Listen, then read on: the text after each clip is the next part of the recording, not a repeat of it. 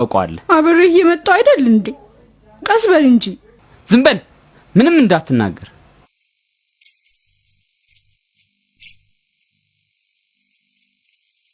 ጳውሊ፣ እንዴት ጥሩ ነው ወደዚህ መምጣት። ምነው ጴጥሮስ ልጁ እንደዚህ አድርገህ ለምንድን ነው? በገበያው በኩል እያለፍኩ ሳለ ይህ ልጅ ያንተን ሻርፕ ለብሶ አገኘሁት። እናም ቶሎ ወደዚህ ይዤው መጣሁ። ለምን እንደዚህ አደረክ? ታዲያ ዝም ብዬ ልለቀው? እርግጠኛ ነኝ ሰርቆ ነው፣ አሊያም ወድቆ አግኝቶት ወስዶት ነው። እኔ ማንንም ዕቃ ሰርቄም አላቅም።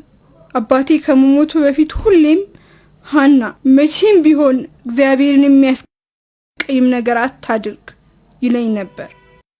ተሳስተሃል ጴጥሮስ፣ የሻስፔን አይደለም። እንዴት የኔ አይደለም ትላለህ? በደንብ እኮ ነው የማስታውሰው። አባባ አይደል እንዴ ባለፈው ከሄደበት ሲመጣ ይዞልኝ የመጣው? በዛ ላይ ደግሞ አይነቱ ልዩ ነው። ነገርኩህ፣ የኔ አይደለም። ያለ ጥፋቱ ልጅ ስላዋዘትከው ይቅርታ ጠይቀው። ይቅርታ። አሁን መሄድ ትችላለህ። ይቅርታ አድርግልን። ጴጥሮስ ተሳስቶ ነው። አመሰግናለሁ ጳውሊ፣ ደህና ሁን። በጣም ገርሞኛል።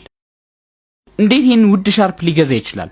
በጣም ደሃ እኮ ነው። እንደዚህ አትበል። በእርግጥ ሻስፔን ነበር።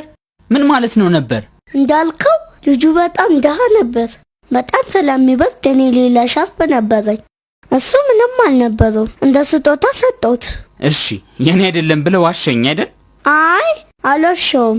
ምክንያቱም ከሰጠሁት ጀምሮ የእሱ ሻርፕ ሆኗል። ምጽዋት በሚስጥር መሰጠት እንዳለበት አታውቅም? ምጽዋት ምንጊዜም በሚስጥር ነው የሚሰጠው። ይሄ እኮ በጣም ውድ ነገር ነው። ሌላ ብትሰጥ ይሻል ነበር። እኔ ያሰብኩት አንድ ነገር ብቻ ነው።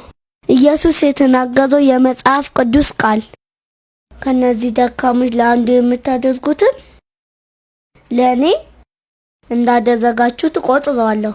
እና ታዲያ ክርስቶስ እየበረደው እያየው እንዴት ትቼ እሄዳለሁ?